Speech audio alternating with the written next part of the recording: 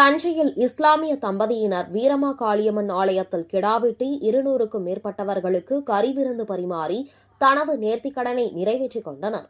தஞ்சை நாவலர் நகரில் மளிகை கடை நடத்தி வருபவர் ஜாகிர் உசேன்.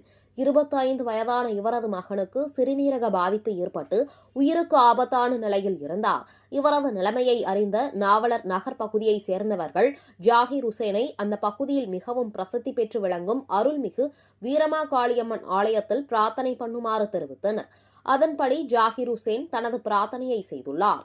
அவரது வேண்டுதல்படி ஜாகிர் உசேன் மகன் பூரண குணமடைந்து வீடு திரும்பியதால் அருள்மிகு வீரமா காளியம்மன் ஆலயத்தில் பொங்கல் வைத்து படையல் இட்டு பின்னர் கிடா வெட்டி அந்த பகுதியைச் சேர்ந்த 200க்கும் மேற்பட்டவர்களுக்கு கறிவிருந்து பரிமாறி தனது நேர்த்திக் கடனை நிறைவேற்றி அப்பகுதி மக்களுக்கு நன்றியை தெரிவித்தார்.